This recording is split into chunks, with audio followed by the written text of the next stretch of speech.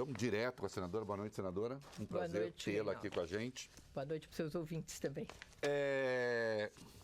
Eu já vou começar com minha indiscrição. Sexta-feira... Era maldade o que você falou que ia fazer? Não é maldade. Só vai ver que não é maldade. É uma coisa boa. Sexta-feira, quer dizer, eu acho boa. Sexta-feira eu liguei para a senadora, eu disse, fiquei sabendo, a senadora não vai concorrer à reeleição, vai sair do MDB. Uma reeleição que, a meu ver, estaria garantida, né? Considerando o quadro eleitoral em São Paulo. Quando tanta gente quer chegar ao poder e tem alguém que fala não quero, estando garantido, não deixa de ter uma interessância particular aí. E aí eu liguei para a senadora, falei, a senhora não quer dar uma entrevista, meu programa, ao vivo? E falei aqui na Band News. Aí a Marta falou, a senadora falou, mas é rádio ou TV? Porque eu falei, não, é rádio. Ela falou, não, assim, ela falou, estou perguntando porque se tiver imagem, eu vou usar aspas, eu vou mais bonitinha. Pois mas era para ir no cabeleireiro e não deu tempo, Reinaldo. Mas a senhora está muito bonita. Aí eu disse, não, mas tem internet. Ela falou, então eu vou bonitinha. Pois é, mas não deu tempo. A Marta, sabidamente, isso já até custou caro para ela, uma pessoa elegante. E eu não tenho nada contra a elegância, eu só tenho a favor, né? Eu gosto de gente elegante. Gente elegante não quer dizer gente rica. Elegância é outra coisa. Gente elegante, gente perfumada, gente chique. Chiqueza também não é coisa de dinheiro, né? É saber colocar-se. E eu acho bacana quando alguém que nem está mais disputando cargo público tem essa preocupação, porque apresentar-se bem é respeito ao outro. É respeito a si mesmo e a si mesma, mas é respeito ao outro também. Então, parabéns, a senhora está muito bem. Não era maldade, era uma pequena indiscrição. Muito bem. Senadora, senhora, eu vou começar pelo passado. Em 1983, o Ernesto Varela, a senhora deve se lembrar do vídeo, se não se lembrar, só vai se lembrar agora. Os nossos ouvintes e que acompanham pela internet não verão, mas ouvirão o vídeo. O Ernesto Varela era uma personagem criada pelo Marcelo Taz para o programa Goulart de Andrade, uma personagem muito divertida, que era o repórter que fazia perguntas indiscretas ou então que fugia um pouco daquele establishment da imprensa, aquela coisa seriosa. Precedeu o Pânico com menos... mais leve. Assim, menos, né, humor. E as perguntas eram sérias, na verdade, mas desconstruíam, de algum modo, aquilo que as pessoas esperavam. E houve um evento promovido pelo PT em 1983, no Pacaembu, ali no Largo do Pacaembu. A senadora Marta Suplicy... Senadora, não. A psicóloga Marta Suplicy estava ali, conduzindo a cadeira de rodas, seu então marido, Eduardo Suplicy, que tinha machucado a perna, não sei. E o Ernesto Varela tinha uma pergunta, né, a partir de uma afirmação, dizendo assim, todo mundo fala, hoje em dia, que estava em moda dizer as políticas do prazer, isso tinha vindo a público, a senhora tem ajudado a levar esse debate para a televisão. Aí ele falou, mas eu quero saber qual é o prazer da política, né? E a senhora tinha se filiado em 81 ao partido, mas ainda não era política, foi ser bem mais tarde. E aí perguntaram para a senhora qual era o prazer da política, e a senhora deu essa resposta aí, quer ver? Qual? Vou colocar a pergunta e a resposta juntas. Vou ouvir. Por favor, dona Marta Suplicy, qual o prazer que existe na política? Olha, eu não sei qual é, eu gostaria de entender, viu? Porque eu concorro com ela todo o tempo. E muitas vezes ela vence. Eu gostaria de entender. Gostaria de entender qual é o prazer da política. A senhora não entendia o prazer da política. E eu concorro com ela todo o tempo e muitas vezes eu perco. Minha primeira pergunta. A senhora descobriu o prazer da política? Sim. E o desprazer também? Como é que é? Não. Continuo uma pessoa política. Eu acho que não tem nada mais interessante para mim do que a política. Porque a política é a que move o mundo, é onde as coisas se decidem. E então eu tenho grande prazer e às vezes encheção com a política, mas cansaço com a política, mas sou uma pessoa política e vou continuar até a morte, velhinha, fazendo política, porque é o que eu gosto. A senhora, essa declaração foi de 83, a senhora foi eleita deputada pela primeira vez em 94, assumiu o mandato em 95. Por que tanto tempo entre a filiação e concorrer a um cargo público? Porque eu nunca pensei em ser política, não era da minha ideia. E o que a empurrou para isso? Olha, foi uma série de circunstâncias. Primeiro familiar e depois eu já era política sem saber. Eu fazia política, eu fiz política na televisão. 6 anos, 6 na Globo, 2 na TV Manchete, né? 8 anos, diário na televisão. E eu, no meio do processo, eu tive consciência que eu estava fazendo política com P maiúsculo. E aí o que eu podia fazer na televisão, o que eu podia escrevendo em jornal, o que eu podia fazer escrevendo livro, eu senti que eu tinha feito, que eu precisava mudar. E não tinha ninguém que ia lá brigar por mulher, ou pela causa LGBT, ou por minoria, e que era uma bandeira que eu gostaria de levar. Então foi por isso. Aliás, um esclarecimento, porque a gente tem um público jovem que vai a gente vai ficando antigo, né? A gente acha que todo mundo sabe o que a gente sabe ou lembra do que a gente lembra. A Marta foi uma das pioneiras de um programa importante da TV Globo, 1980, chamado TV Mulher, que era conduzido pela Marília Gabriela. E a Marta, psicóloga renomada, formada na PUC, onde uma filha minha também faz psicologia. A Marta foi falar de sexo na televisão, né? E isso gerou desde programas de humor, nem sempre tão delicados, né? Até a pregação, evidentemente, da extrema-direita obscurantista de Você lembra do Faustão, que fazia um programa de rádio, que era a Marta Suplício? A Marta Suplício. E ele imitava. Isso. E a senadora, a psicóloga, então, uma vez, a velha história, né, dos homens, o pênis, será que o tamanho, não sei o quê. E ela cravou uma frase que virou história e as pessoas saíram repetindo por aí, dizendo assim, olha, o importante não é o tamanho da varinha, mas a mágica que ela faz. Você pode falar assim, nossa, por que você decorou isso? É questão pessoal? Não, não é. Não é isso. Mas porque isso virou depois, se houvesse meme à época, isso ia se multiplicar doidamente, né? E a Marta acabou muitas vezes recebendo o rancor das mulheres, porque as mulheres podem ser muito conservadoras também. As de Santana. Eu lembro das senhoras de Santana muito bravas. Fizeram passeata na frente da Globo, aí a Globo quis tirar o programa do ar por causa da passeata, aí nós brigamos que não devia tirar, não devia ceder, aí a censura entrava, eram tempos bravos de censura. Isso. E conversas horríveis com o censor também. E era falar sobre sexo, né? Isso que hoje parece assim tão... Mas sabe, Reinaldo, falava-se sobre sexo e no começo era estritamente sobre sexo. Aí comecei a perceber que eu podia falar mais da condição da mulher. Mas isso não era o que era proposto no programa. Mas eu fui virando devagar. Sim. E o programa começou a ter outro enfoque.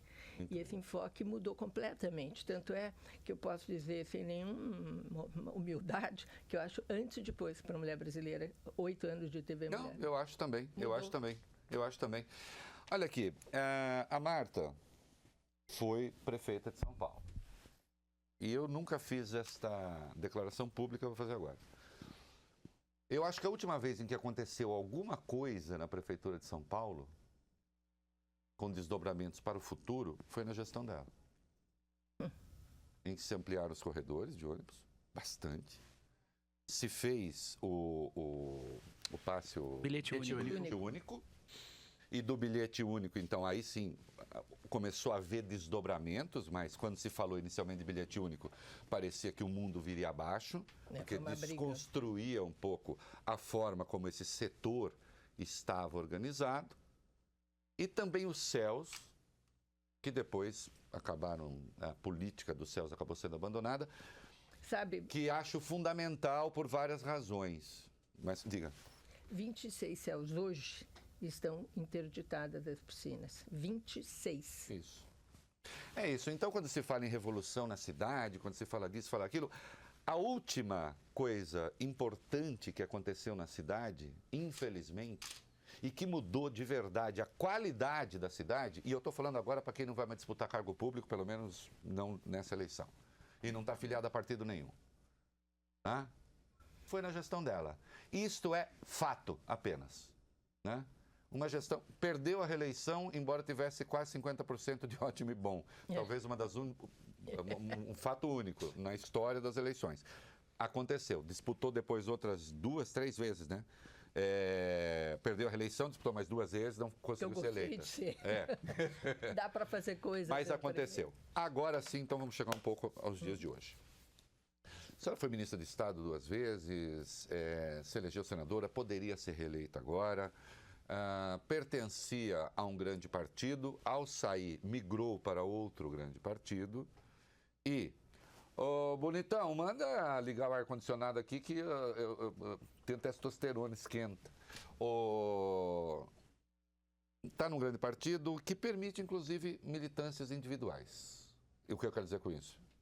A senhora não precisa rezar a segunda cartilha do MDB. É verdade. Né?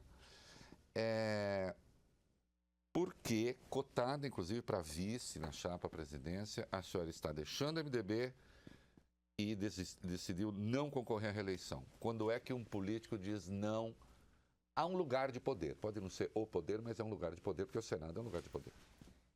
Olha, é um cargo para 8 anos, né?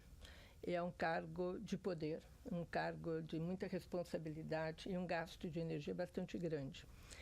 E eu fui sentindo, Reinaldo, que a energia que eu gasto lá, porque eu sou senadora até janeiro, né? É um gasto, você tem que lidar com projetos corporativos, Desculpa defesa. interromper, mas é que é necessário. Você está com calor, é? A senadora está sem água. Ah, isso é bom. Obrigada. Puxa, estava escondida lá? Bom, então voltando.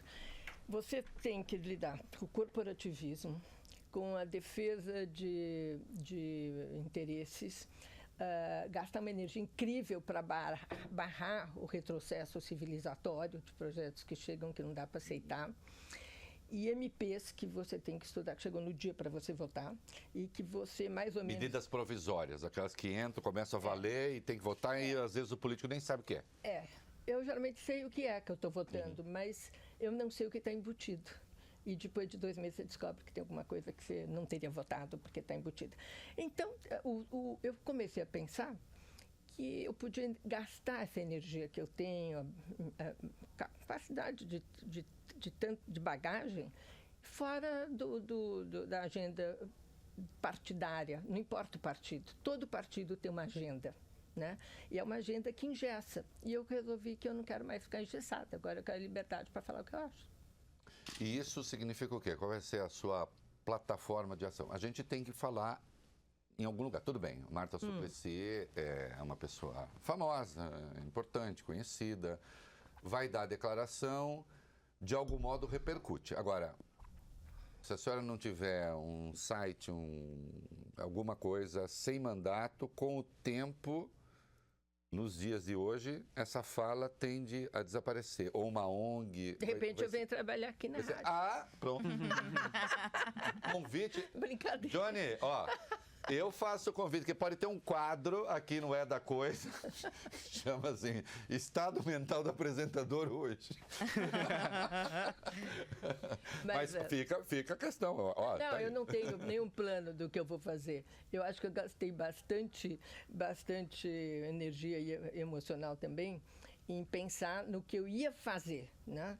Se eu concorria, se eu não concorria, porque as consequências... Eu acho que também tem muita coisa pessoal também, porque chega um momento que você pensa, é isso que eu quero para os próximos anos? Não é mais isso. Valeria a pena se eu fosse fazer uma diferença. O Senado não é mais uma caixa de ressonância. Você pode falar lá quantos discursos você quiser que não vai acontecer nada. as votações ocorrem de qualquer jeito, dependendo da orientação do governo. Então, você vai sentindo que você faz diferença. Eu fiz diferença em 8 anos, né? Essa questão agora do recurso para as mulheres de 30% coroa a briga minha das cotas, não vai fazer diferença nessa eleição, porque as mulheres não se inscreveram nos partidos, veio depois a lei, mas um pouco de diferença já vai fazer, na outra vai fazer muita. Então, várias leis, assim, coisas assim que eu pude fazer, relatorias importantes, que eu fiquei orgulhosa de poder fazer, mas eu não quero mais fazer isso naquele contexto que hoje é o Congresso Nacional. Eu prefiro ter liberdade para fazer outra coisa, e falar outra coisa, e pensar outras coisas, fazer outras coisas. Também pensei em revisitar os meus livros, porque eu andei... Você era autora de 9 livros. Eu andei olhando e muitos dos livros eu leio e falo, puxa, mas como eu falava já isso? E depois várias coisas aconteceram e outras aconteceram com outros caminhos. E eu acompanhei esses movimentos todos. Então, eu gostaria de poder revisitar, refazer. Não é refazer, é mostrar, olha, foi por aqui. A senhora descarta disputar algum outro cargo público ou exercer outro cargo público? Não tenho nenhuma vontade. Resolveu cuidar da vida privada, porém não tão privada assim, porque vai querer fazer o debate... eu quero fazer continuar a influir, né? E aí vou ver que meios que eu vou ter. Ao mesmo tempo, não quero mais trabalhar desse jeito. Teve algum evento em particular que motivou a sua decisão? Não. Alguma... Foi uma somatória. Aposta que não aconteceu? Somatória de perceber que aquilo não vai para canto algum. E perceber que o país está virando muito mais conservador do que já era, porque se você for pensar o Congresso Nacional hoje, já é muito conservador. Metade do tempo a gente tem que ficar barrando as coisas. Mas então, senadora, não era o caso... A hora de ficar? De ficar? Várias pessoas me falaram assim, não vai ter ninguém para defender a gente. Eu falei, certamente virão outras. No Senado é mais difícil ser eleita, mas na Câmara certamente irão outras lideranças feministas. E eu posso fazer isso de fora, eu não preciso estar lá. Porque hoje é um tempo em que a gente ouve declarações, nós vamos falar daqui a pouco, não vou dizer o nome agora para não parecer que eu estou usando a sua entrevista para... Eu falo por mim mesmo, mas hoje alguém que está aí disputando o mercado de ideias na política diz que o Brasil é ruim, porque, nós vamos tratar desse assunto ainda, depois, sem a senadora aqui, que o Brasil é ruim porque herdou a indolência do índio, né? E a malandragem do negro. Eu li isso, eu não acreditei que eu estou num país onde eu tenha um vice que fale isso. Há muito tempo, eu acompanho política desde que eu comecei a militar na Convergência Socialista aos 14 anos. Eu sou um velho trotskista. Depois eu sarei. Até os 21 fui. Eu acho que eu nunca ouvi de um homem público uma boçalidade dessa dita assim, com esse desassombro. Porque às vezes as pessoas até pensam... É assombroso. Às vezes as pessoas até pensam coisas horríveis, mas por decoro não dizem. E às vezes eu digo, eu não ligo. Eu acho ótimo, mas por decoro... pode até acreditar, a convicção de cada um, a Deus pertence. Se não falar, já melhora. Já melhora. Né? Será que ele não tem consciência do que ele falou? Ele acredita que as pessoas vão achar bonito isso? Vão achar respeitoso isso? Eu acho num país de 52% de população negra. População negra ou que mestiça. Agora, assim, eu não ouvia isso, eu insisto, desde que eu comecei na vida pública, olha eu, no debate público, eu nunca ouvi, primeira vez. Então, a gente tem hoje uma exacerbação do discurso radical, que eu não vou dizer de direita, não, porque da direita liberal sou eu. Aliás, o Hitler deixava claro que o grande inimigo do nazismo não era o fascismo, eram os liberais. Era o Churchill. Não era o Stalin. Com o Stalin ele fez acordo. O ódio à liberdade, o ódio ao indivíduo, né? O ódio à diferença. Não é essa hora que a senhora tem que estar lá para... Não. Eu posso fazer. Não. Você vê que eu estou tentando ver se você desiste, né? Não vou desistir, não. Já tentaram, não vou. Porque... A senhora já se desfilhou? Como? A senhora já se desfilhou? Eu falei com o Jucá, não sei se tem que assinar, mas acho que não, é uma coisa pública, assim, acho que não precisa. Se tiver, terça-feira, amanhã, estarei lá. Poderei fazer o trâmite legal. Qual foi a sua melhor experiência na vida pública desde 95, quando assumiu o mandato a deputada, até agora, quando neste ano encerra o seu mandato de senadora e... Olha, o que eu percebi é que eu sou uma pessoa do executivo. O que eu mais gostei foi de ser prefeita, poder fazer as coisas e mudar a vida das pessoas. É o cargo mais difícil que tem, porque um dia é um incêndio, outro dia é um desabamento, outro dia é uma greve, mas é onde você realiza as coisas e vê. Né? Os outros 2 cargos de ministério eu também gostei muito e pude fazer muito em pouco tempo. Então, também percebi as coisas acontecendo. Fiquei contente de poder fazer acontecer. E no parlamento, eu gostei também. Gostei, não posso dizer que não gostei. Né? Senti que eu podia contribuir. Mas é um gasto de energia que você também fica pensando, será que vale a pena isso, né? Porque é tão pouco que você consegue ir para frente, tão pouco que você consegue tirar do que não tem nada a ver que está lá sendo votado ou retrocesso. A senhora fica com a gente mais um pouquinho? Posso fazer um comercial? Pode, à vontade. Então vai. Ô, Coutinho, vamos fazer um comercial?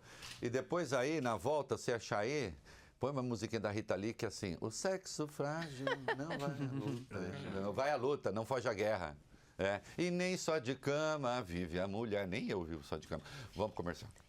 Muito bem, estamos de volta. O Coutinho tenta tirar o ouvinte do programa. Sempre. Ele tenta sabotar o ouvinte, mas eu me lembro do ouvinte.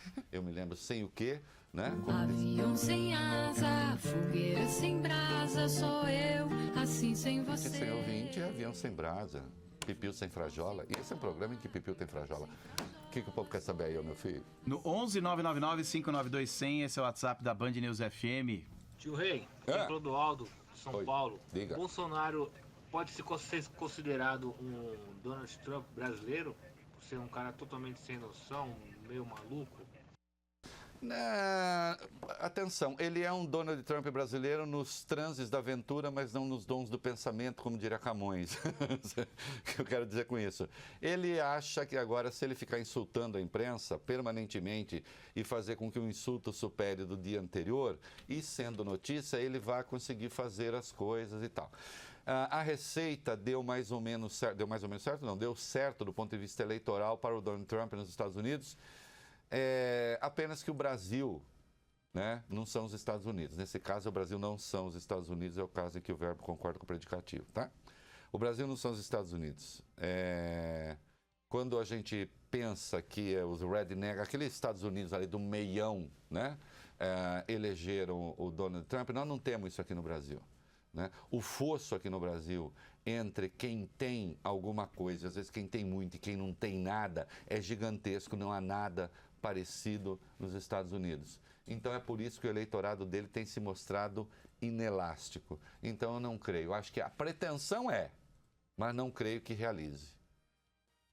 Boa noite, pessoal da Coisa. Boa noite, Reinaldo. Oi. Aqui quem fala é Adevante, Santo André, São Paulo. Oi, querido. Se você tivesse que apostar hoje, você apostaria no segundo turno PSDB, PT nas eleições? E se nós tivermos esse repeteco, o que você julga que há de novo nessas eleições? Olha, eu não fazer. Se fosse uma aposta, eu acho isso muito possível. Eu escrevi isso numa coluna na Folha. E antes que alguém queira vir com a patrulha da lei eleitoral, recomendo que veja qual é a decisão tomada pelo Supremo Tribunal a respeito do inciso 2 do artigo 45 da lei eleitoral e do inciso 3. Este tipo de juízo aqui que eu posso fazer, que eu vou fazer, eu posso fazer. Isso não é campanha eleitoral. Acho que, dadas as condições estruturais, isso é muito possível. Né? Que se repita isso. Né? O que será depois aí vai depender da configuração do Congresso, da fragmentação do Congresso e de os partidos políticos ou quem for eleito ter um plano, né, de governo. Eu sempre lembro uma frase do Fernando Henrique, gostem ou não, eu vou citar positivamente, a questão não é ter maioria ou não ter maioria no Congresso. A questão é um presidente ter maioria no Congresso para fazer o quê? É preciso saber. Para fazer o quê? Você tem maioria para fazer o quê? A Dilma Rousseff começou o segundo mandato com a maior base do Ocidente. A base no Congresso dela só era comparável de Cuba, quase. 384. 384 deputados. Né? Ela precisava só de 308 para emendas. O projeto de lei, então, né? Maioria simples. E, no entanto, deu no que deu. Né? Então, preciso saber, maioria para quê? Essa é a questão. Com que propósito? Nas tuas faces de Eva, a bela e a fera, um certo sorriso de quem nada quer. Olha que bonitinha. Adoro ela. Sexo frágil, não foge à luta,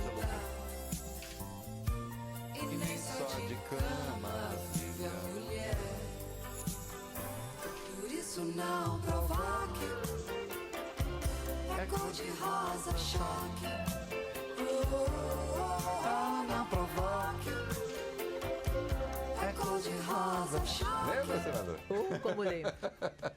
Essa era a música tema cantada pela querida Rita Lee, né, do programa que a Marta fazia, né? O programa que eu disse aqui do TV Mulher, que mudou um pouco, um pouco não, mudou bastante o padrão de tratamento da mulher na televisão. E a Marta foi uma pioneira ali, porque os assuntos mais espinhosos, o mais espinhoso era ela que tratava. Teve uma coisa que nunca ficou muito clara, que foi o seu rompimento em 2015 com o PT. É claro que havia tudo aquilo que se ficou sabendo, e um pouco mais que talvez, né, dos bastidores você saiba. Não estou falando de sacanagem, estou falando de trato, da forma de levar a política, enfim.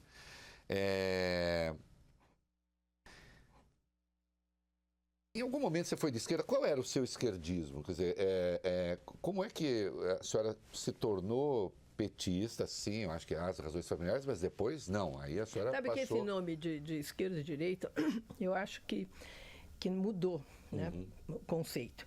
E para mim, eu tenho os mesmíssimos princípios de quando eu resolvi entrar no PT, que eram os valores éticos, a questão dos direitos e direitos humanos em geral, e a combate à injustiça social, à falta de oportunidade, à desigualdade. Então, era muito combinado, né? E batalhei 33 anos nisso, né? E fui percebendo que foi degringolando, que não tinha... Isso foi se perdendo, né? Teve a história do mensalão e depois teve toda uma história de manutenção no poder a qualquer custo. O que aconteceu depois, né? Eu não tinha dimensão. Não sabia, mas eu desconfiava, mas não sabia. Por exemplo, a questão da Petrobras se falava no Congresso, mas ninguém sabia. Até o Severino falava que queria os postos que exploravam petróleo. Então... Severino Cavalcante, que era então presidente da Câmara. Mas eu acho que muito pouca gente, inclusive dentro do PT, sabia do que acontecia. Mas o que me levou a sair? O que me levou a sair foi exatamente a decepção, né? A percepção do que estava ocorrendo, que era uma busca desenfreada para se manter no poder, e depois o Lula ter se acovardado.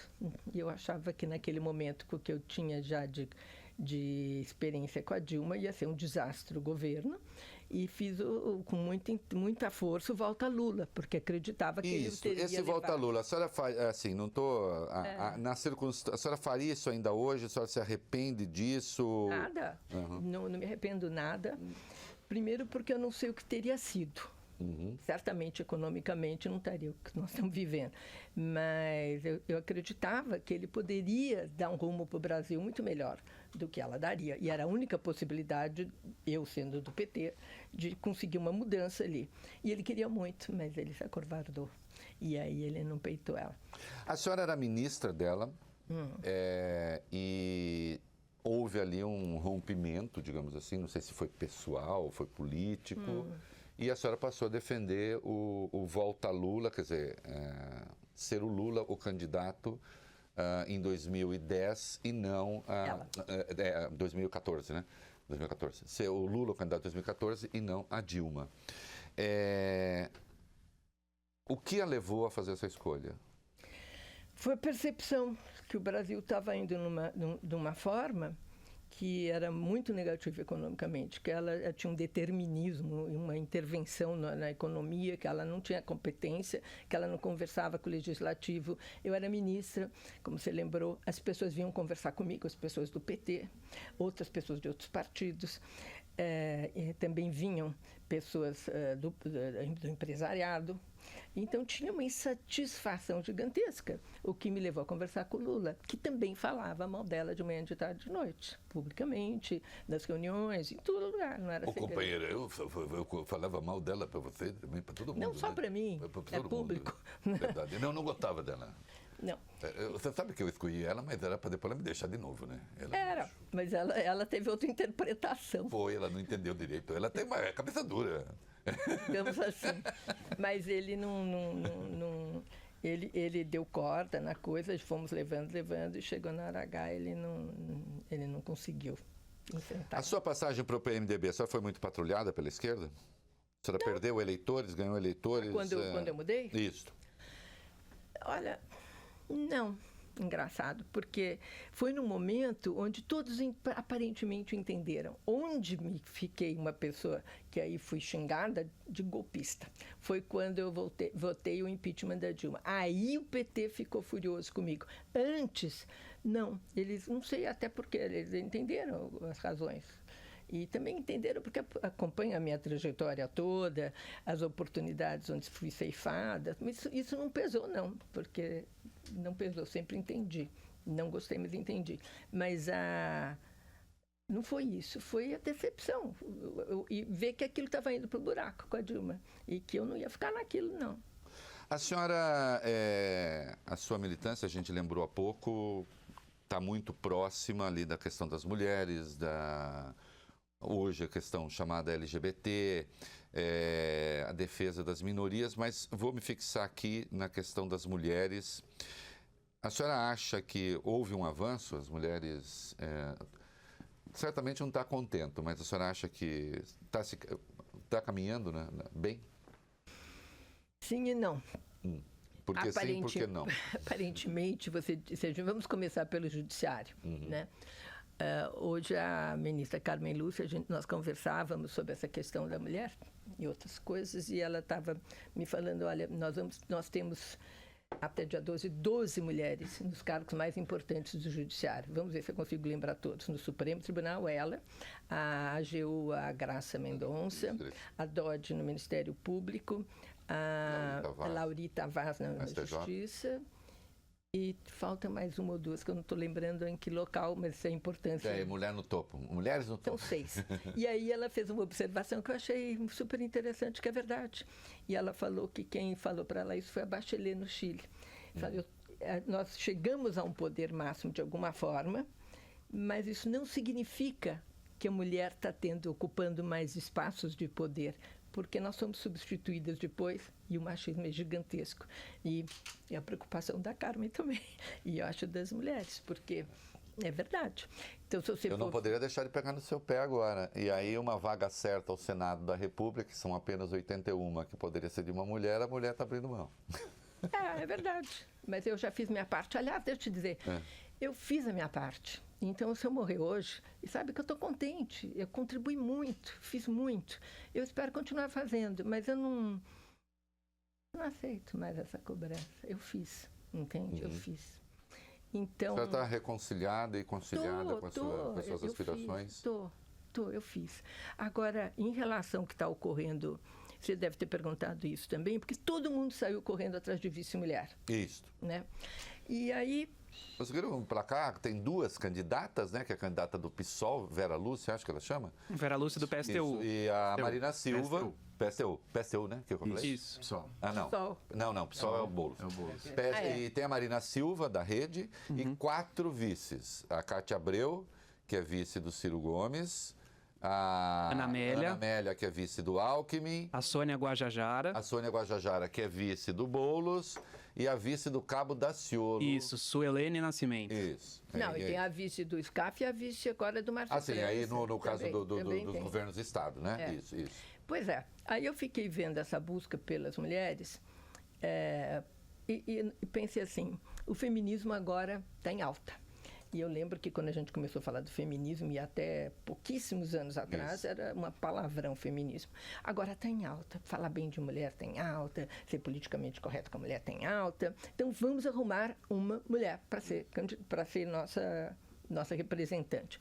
E aí eu vejo eles colocarem essas mulheres, com exceção da Kátia Abreu e da Ana Amélia, que tem currículo político, né?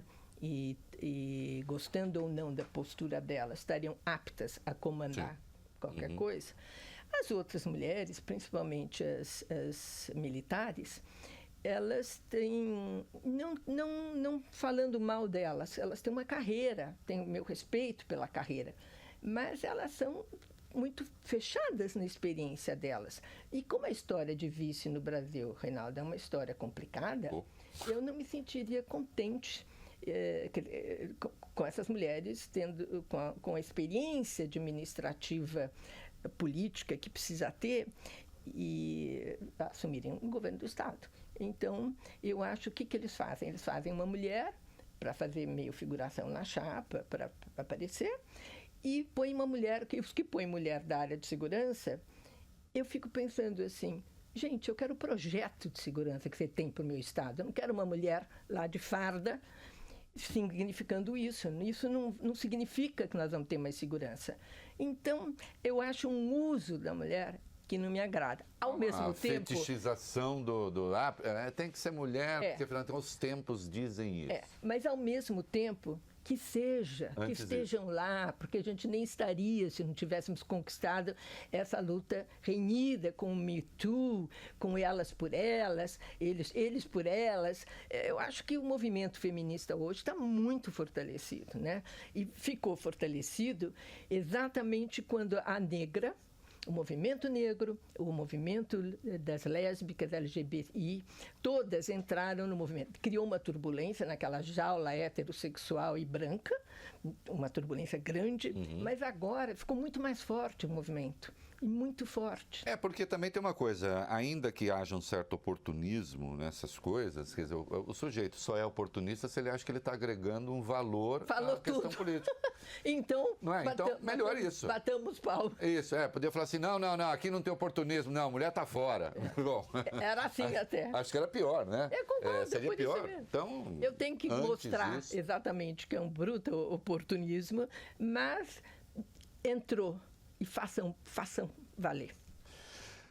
Alguma coisa de que a senhora se arrepende brutalmente na sua carreira? Assim, isso eu fiz, não deveria ter feito, na política. Não, na carreira não, antes. Eu devia ter entrado antes. Devia ter entrado antes. Eu demorei muito tempo. Muito bem, então agora para a gente encerrar, eu queria perguntar para a senhora, dia 2, né? Porque dia 1º só vai estar comemorando a passagem do ano. 2 de janeiro de 2019, né? Marta Suplicy acorda e não tem mandato. Ainda sou senadora até o final de janeiro. Até o fim de janeiro? Tem que ser fevereiro. É verdade, fevereiro. Pronto. É verdade, burro. É verdade. Então, o primeiro dia livre do Senado, não tem mais Senado, não tem mais nada. Sabe que eu acho que vai ser um luto, que eu já comecei a viver, porque você tem que se desapegando das coisas que o Senado também traz, as possibilidades, mas é um luto que eu espero ter condição de fazê-lo, né? Porque é difícil fazer luto. E eu já fiz vários lutos, né? Se a senhora não se importa explicar, porque o luto não é só quando morre alguém, não. A pessoa enlutada é um estado de ânimo, se a senhora quiser explicar. Como psicanalista, né? Você tem que elaborar dentro de você a perda. Isso, eu vou ganhar a liberdade, eu vou não ser mais engessada, mas eu tenho perdas nisso. E tenho perdas de encerrar uma carreira, né? Parlamentar, com certeza absoluta. O resto não sei o que pode acontecer, mas eu diria que política. Porque a liberdade também às vezes é um problema, né, senador? Eu gosto de... Não. Não, tô brincando, deixa eu explicar. Para mim vai ser bom demais. Não, deixa eu explicar o que eu estou dizendo. Também vou poder fazer outras coisas. Quando você tira férias, os 2, 3 primeiros dias, que não tem rotina. Eu, pelo menos, como eu sou meio demente com esse negócio de rotina, eu adoro rotina, eu acho que a rotina liberta, porque assim, eu não preciso ficar imaginando o que eu vou fazer, eu sei o que eu vou ter que fazer. Quando você fica meio assim, meio perdido, é difícil, né? Não? Não será? Não, eu tenho muito interesse. Então, o problema vai ser o que eu vou fazer dos interesses que eu tenho. Sim. Tem muita coisa que eu gosto de fazer e que eu não tenho tempo para fazer. Então, não, eu também gosto de deixar rolar. Deixa rolar. Tem uma coisa que eu aprendi, que é o famoso processo. Você não pode adiantar o processo, você não pode acelerar as coisas. O que adianta eu ficar pensando agora? O que eu vou fazer? Eu sei o que eu não vou. Voltar para o legislativo, esquece. Mas o que eu vou fazer depois, não sei o que vai acontecer. E nem tenho pressa nenhuma. Então, fevereiro, dia 1º de fevereiro, eu vou acordar e dizer... E agora? Pode acontecer qualquer coisa. Pode acontecer qualquer coisa. Então, tá certo. Vamos torcer para que a ainda senadora Marta Suplicy, livre do Senado, continue na vida pública, continue a fazer, para usar uma expressão de que eu gosto muito, a dialética do esclarecimento. Eu posso discordar, já discordei da Marta um monte de vezes, já concordei outras vezes, fiz aqui um reconhecimento público de que foi a última prefeita memorável de São Paulo, pela obra, tá? Porque memorar pela obra, memorar pelo discurso, eu posso fazer 500. Né? Mas eu sou cristão, lembra? É pela obra que você conhece, pelas palavras. As palavras, as pessoas podem falar o que quiser. Né? Muitas vezes as boas palavras até são sopradas pelo capeta. Isso é uma metáfora, tá? Você não precisa acreditar no capeta. Né? É uma metáfora, é uma imagem. Né? A boa palavra. Aliás, o capeta sopra boas palavras, às vezes vem em boa aparência, porque se viesse com essa cara real as pessoas fugiriam. Né? Essa é a literatura ali, católica, cristã, a respeito disso, que é muito interessante.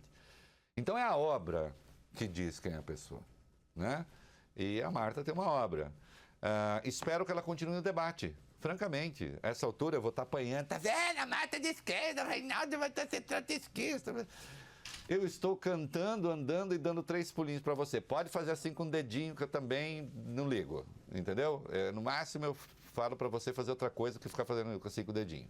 E não venha para odiar o programa. É que o ódio é mais fiel do que o amor, né? Isso a senhora uma hora reflita. É que eu acho um gasto de energia. Um gasto de energia. Eu sempre pensei isso. Energia, minha mãe dizia, energia boa, minha filha, você gasta em coisa que vale a pena. Não, eu adorei essa frase que diz, do Nelson Rodrigues, não é minha. O ódio mais fiel do que o amor é porque eu vejo pela internet. Não. Eu acho que quem ama, às vezes, olha de lado, fala, então, mas pensa até coisas. Quem odeia, não deixa de odiar nunca. Aí, tá todo dia... Então, eu espero que a Marta continue a fazer o que eu chamo de dialética do esclarecimento, continue no debate, continue a ter uma voz pública, seja lá na plataforma que ela escolher ter. Quanto aqui a Band News, eu vou fazer ali um lobby junto ao Johnny Saad, vamos ver. Fazer um programa aí, que pode ser bacana. É isso aí. Muito obrigado. Foi um prazer, Reinaldo. Sorte nessa trajetória nova e eu tenho certeza de que vai ser bacana. E obrigada pelas palavras. Obrigado. Obrigado, senador.